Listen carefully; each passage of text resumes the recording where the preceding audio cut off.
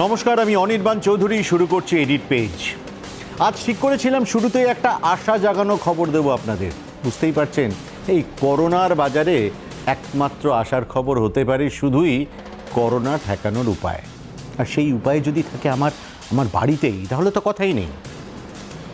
ঠিকই ধরেছেন, আয়ুর্বেদের কথাই বলবো আপনাদের। কিন্তু মুশকিল হচ্ছে, করোনা সমস্যা বেশি জটিল হয়ে যাচ্ছে তথ্যের ধোঁয়াশার জন্য। আর জটিলতা কাটানোর দায়িত্ব যাদের, তারাই যদি জটিলতা বাড়ায় তাহলে তো কথাই নেই।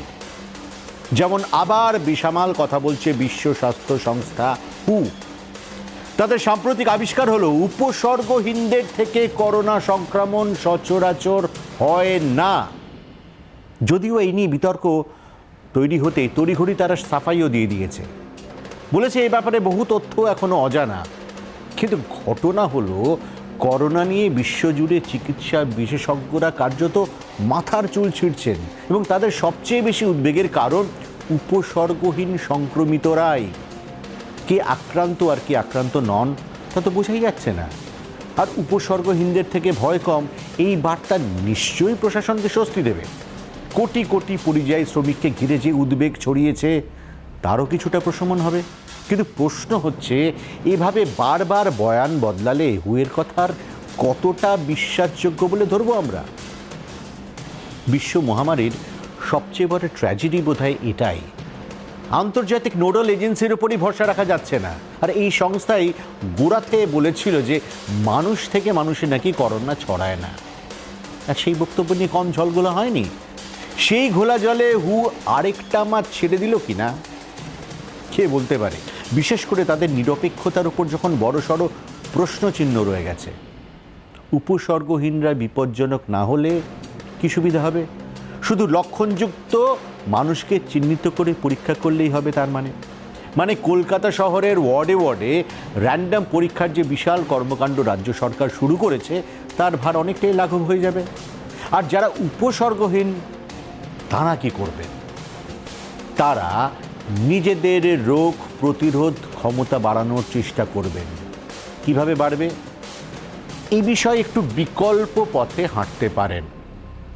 অ্যালোপ্যাথিকের বাইরে যারা রাস্তা খুঁজছেন, হোমিওপ্যাথি যে তাদের কাছে একটা অপশন হতে পারে তা আগেই আমরা আপনাদের জানিয়েছি, এডিট পেজেই জানিয়েছি। এবার দেখা যাচ্ছে আয়ুর্বেদও ভরসা জোগাতে তৈরি। কেন্দ্রের আয়ুষ মন্ত্রক নিজে থেকে উদ্যোগ নিয়েছে। করোনা প্রতিরোধে দেশ জুড়ে 4 ধরনের চিকিৎসা পদ্ধতি ট্রায়াল চলছে। 4 ভাগে ভাগ করা হয়েছে স্যাম্পল এবং প্রয়োগ করা হচ্ছে 4 রকমের ওষুধ। ফলও মিলছে। কোভিড-19কে নির্মূল করবে এমন কোনো ওষুধ এখনো তৈরি হয়নি। ম্যালেরিয়ার ওষুধ থেকে প্লাজমা থেরাপি, নানাভাবে সংক্রামক ভাইরাসকে ঠেকানোর চেষ্টা চলছে। করোনা প্রতিরোধে আয়ুর্বেদের কার্যকারিতা ক্লিনিক্যাল ট্রায়াল করে দেখা হচ্ছে। 4 রকম প্রোটোকলে ভেঙে তৈরি করা হয়েছে 4 ধরনের ওষুধ। দারচিনি, তুলসী, শুকনো আদা, গোলমরিচ মিশিয়ে তৈরি করা হচ্ছে বিশেষ ওষুধ।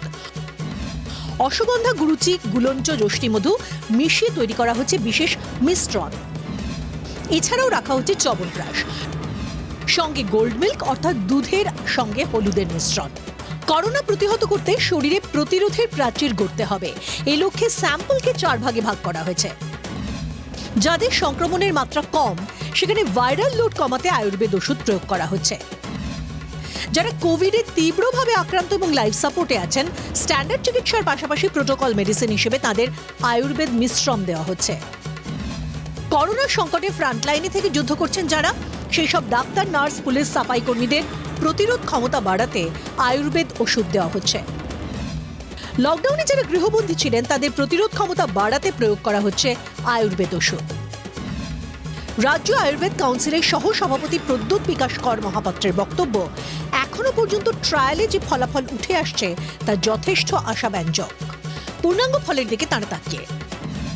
আয়ুর্বেদ বিশেষজ্ঞ ডক্টর অচিন্ত মিত্র বলছেন, দেশের একাধিক জায়গায় আয়ুষ মন্ত্রকের বিধিনিষেধ মেনে ট্রায়াল চলছে। আক্রান্ত এবং আক্রান্তের সংস্পর্শে আসা এদের উপর বাড়তি গুরুত্ব দেওয়া হচ্ছে।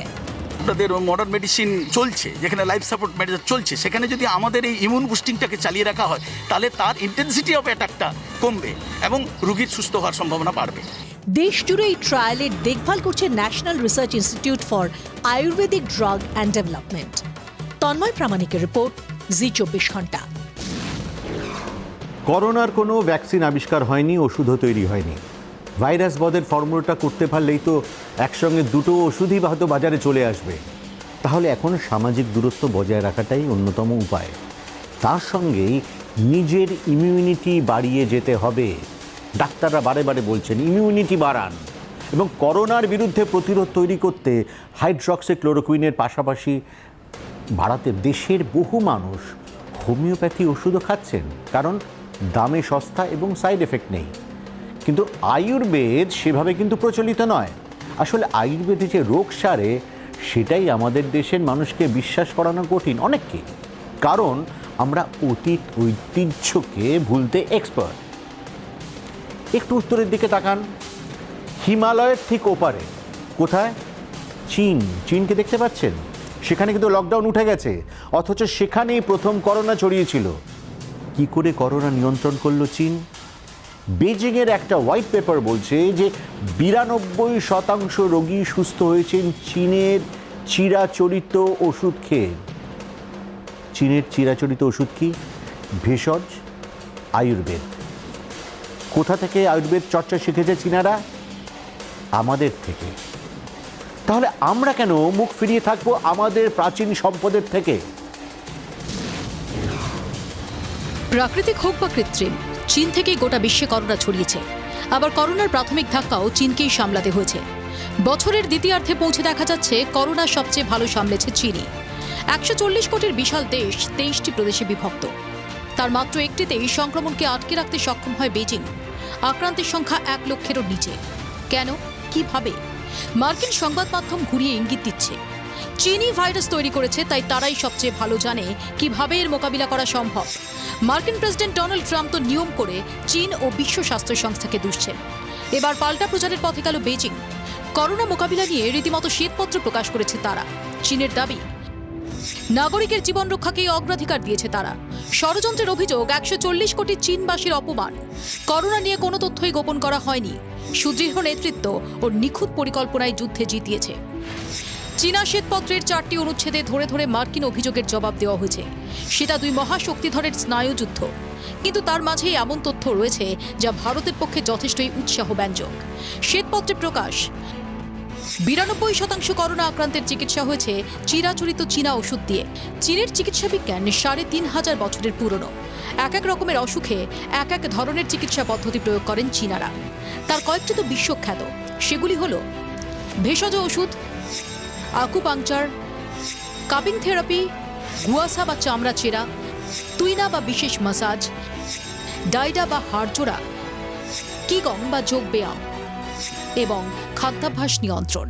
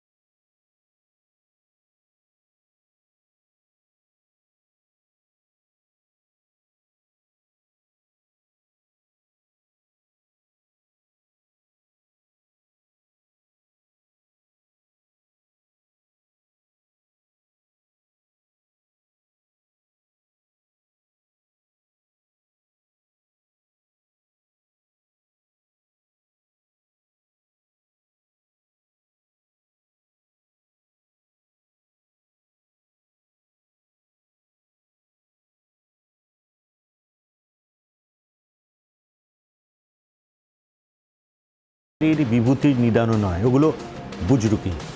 আয়ুর্বেদ পুরোদস্তুর বিজ্ঞান অনেকেই মনে করেন। কমিউনিস্ট চীনে আয়ুর্বেদ চর্চা হয়, আর কমিউনিস্ট শাসিত কেরালাতেও আয়ুর্বেদ চিকিৎসা হচ্ছে। তাহলে বুঝতেই পারছেন এর সঙ্গে ধর্মের কোনো সম্পর্ক নেই, পুরোদস্তুর বিজ্ঞান। আসলে আয়ুর্বেদ বেদেরই একটা অংশ। কেউ বলেন যে অথর্ব বেদের মধ্যেই রয়েছে আয়ুর্বেদ, কেউ বলেন আয়ুর্বেদ হচ্ছে পঞ্চম বেদ। আয়ুষ মন্ত্রক তৈরি হওয়ার পর ভুলতে বসার চিকিৎসা পদ্ধতি নিয়ে ফের চর্চা শুরু হয়েছে। করোনায় করণীয় কি? প্রবীণ কবিরাজদের সঙ্গে কথা বলে করোনা মোকাবিলার এই বিকল্প বিজ্ঞানকেও বাজিয়ে দেখতে চায় কেন্দ্রীয় সরকার। আয়ুষ মন্ত্রকের তত্ত্বাবধানে 4টি আয়ুর্বেদ ওষুধের ক্লিনিক্যাল ট্রায়াল হচ্ছে। দেশের অধিকাংশ রাজ্যের রাজধানীতে আয়ুর্বেদ মেডিকেল কলেজে কোভিড রোগীদের ওপর ট্রায়াল চলছে। Central Council for Research in Ayurvedic সায়েন্সেসের নির্দেশ মেনে দেশের 30টি সেন্টারে ট্রায়াল চলছে এখন। উত্তরাখণ্ডের ইন্ডিয়ান মেডিসিন অ্যান্ড ফার্মাসিউটিক্যাল লিমিটেডে তৈরি হচ্ছে ওষুধ, তাতে ফলও পাওয়া যাচ্ছে বলে আয়ুষ মন্ত্রক সূত্রের খবর। উজ্জয়িনীর আয়ুর্বেদিক মেডিকেল কলেজে নাকি এখনো পর্যন্ত 650 করোনা আক্রান্ত আয়ুর্বেদ চিকিৎসায় সুস্থ হয়ে বাড়ি গেছেন। যদিও এই ব্যাপারে আরও পরীক্ষা না চালিয়ে সরকারিভাবে মুখ খুলতে নারাজ আয়ুষ মন্ত্রক। বিভিন্ন ওষুধে আয়ুর্বেদের বিভিন্ন ভেষজের উপর ট্রায়াল চলছে, বিভিন্ন জায়গায় বিভিন্ন অর্গানাইজেশনে চলছে। আমাদের আয়ুষ মন্ত্রণালয়ের অন্তর্গত CCRAS Central Council for Research in Ayurvedic সায়েন্সেসের অন্তর্গত যেগুলো আপনাকে বললাম আয়ুষ কাত চূর্ণ এটা চলছে। এছাড়া অশ্বগন্ধা যেটা গিলয় বলে, গিলয় মানে গুলঞ্চ ঘনবটি, সুদর্শন ঘনবটি, তুলসী, দারুচিনি,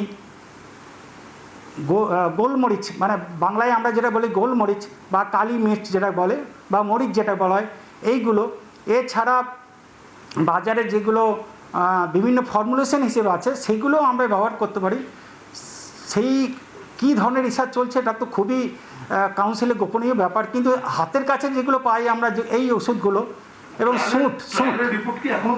না ট্রায়াল তো আমাদের ট্রায়াল এইভাবে তো যে নতুন করে ট্রায়াল আজ শুরু হলো এটা তো নয়। আয়ুর্বেদ তো আজ দীর্ঘদিনের চিকিৎসা পদ্ধতি।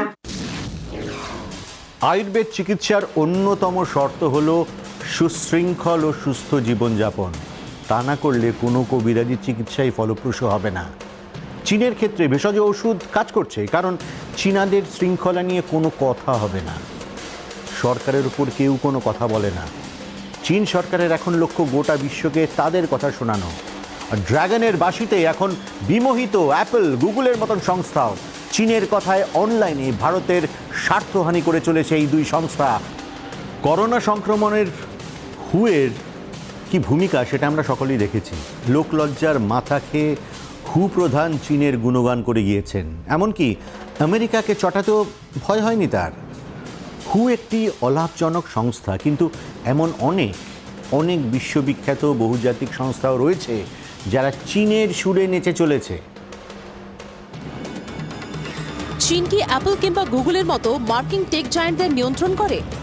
প্রশ্নের উত্তর হ্যাঁ দিলে হয়তো অবাক হবেন, কিন্তু এটাই বাস্তব। আসলে চীনের সঙ্গে হাত মিলিয়ে কাজ করছে অ্যাপল এবং গুগল। কয়েকদিন আগে পর্যন্ত remove China app Google play store থেকে ডাউনলোড করা যেত। ভারতে তৈরি এই অ্যাপটি ডাউনলোড করলে আপনার ফোন থেকে চীনের সব অ্যাপ এটি ডিলিট করে দেবে। খুব কম সময়ের মধ্যেই বেশ জনপ্রিয় হয়ে উঠেছিল এই অ্যাপটি। ভারতে অন্যতম টপ ট্রেন্ডিং অ্যাপের তালিকায় উঠে এসেছিল এই অ্যাপটি। লঞ্চ হওয়ার 2 সপ্তাহের মধ্যেই প্রায় 5 কোটি মানুষ এই অ্যাপটি ডাউনলোড করেছিলেন। কিন্তু এখন প্লে স্টোর থেকে এই অ্যাপটি ডিলিট করে দিয়েছে গুগল। গুগলের দাবি প্লে স্টোরের নিয়ম ভাঙার ফলে অ্যাপটিকে সরিয়ে দেওয়া হয়েছে। শুধু তাই নয়, প্লে স্টোর থেকে মেট্রো বলে একটি অ্যাপও ডিলিট করে দিয়েছে গুগল। চীনের অ্যাপ টিকটকের বিকল্প হিসেবে মেট্রো অ্যাপ বেশ জনপ্রিয় হয়ে উঠেছিল, কিন্তু ড্রাগন যাতে চটে না যায় তাই নিয়ম ভাঙার অভিযোগ দেখিয়ে মেট্রো অ্যাপকেও প্লে স্টোর থেকে ডিলিট করে দেয় গুগল। এরই পাশাপাশি 1 সপ্তাহের মধ্যে টিকটকের রেটিংও বাড়িয়ে দেয় গুগল। 1 সপ্তাহ আগে যে টিকটকের রেটিং 1.2 ছিল সেটা এখন বেড়ে 4.4-এ পৌঁছে গেছে। গুগলের মতোই চীনের তালে নাচছে অ্যাপলও। গত বছর অক্টোবরে HK ম্যাপ লাইভ বলে একটি অ্যাপ সরিয়ে দেয় অ্যাপল। হংকংয়ে সেই সময় চীনের বিরুদ্ধে প্রতিবাদের রাস্তায় নেমেছিলেন মানুষ, আর সেই সময় এই অ্যাপটি ব্যবহার করেছিলেন তারা। গুগলের মতোই স্টোরের পলিসি মেনে না চলার অভিযোগে HK ম্যাপ লাইভ অ্যাপকে ডিলিট করে দেয় অ্যাপল। গুগল এবং অ্যাপলের মতোই ইউটিউবকে নিয়ন্ত্রণ করে ফেলেছে চীনের কমিউনিস্ট সরকার। ইউটিউবে গিয়ে ম্যান্ডারিন ভাষায় গং ফে কিংবা বুম আও লিখুন, 15 সেকেন্ডের মধ্যে আপনার সেই কমেন্ট ডিলিট হয়ে যাবে। ম্যান্ডারিন ভাষায় গং ফে মানে কমিউনিস্ট ডাকাত, বুম আও মানে 50 সেন্ট পার্টি। 50 সেন্ট পার্টি ইন্টারনেটের একটি চলতি প্রবাদ, যার মানে এমন মানুষ যাদের চীন সরকার গুণগান করার জন্য রেখেছে। এই গংফে এবং বুমাওকে নিন্দে হিসেবে দেখে চীনের সরকার, তাই ড্রাগনের নির্দেশে ইউটিউব এই ধরনের কমেন্ট ডিলিট করে দেয়। এখানে বলে রাখা ভালো যে ইউটিউব এবং গুগলের অধিকাংশ অ্যাপ চীন নিজের দেশে ব্যান করে রেখেছে। তাহলে কেন চীনের ইশারায় কাজ করছে এরা? তার একটাই কারণ, চীনের এত বড় বাজারে ঢুকতে চায় গুগল, তাই চীনের তালে কোমর দোলাচ্ছে গুগল, অ্যাপলের মতো সংস্থা। অন্যদিকে এসব সংস্থার সঙ্গে হাত মিলিয়ে সোশ্যাল মিডিয়ায় মানুষের কণ্ঠ রোধ করছে চীন সরকার। ব্যুরো রিপোর্ট, জি 24 ঘন্টা।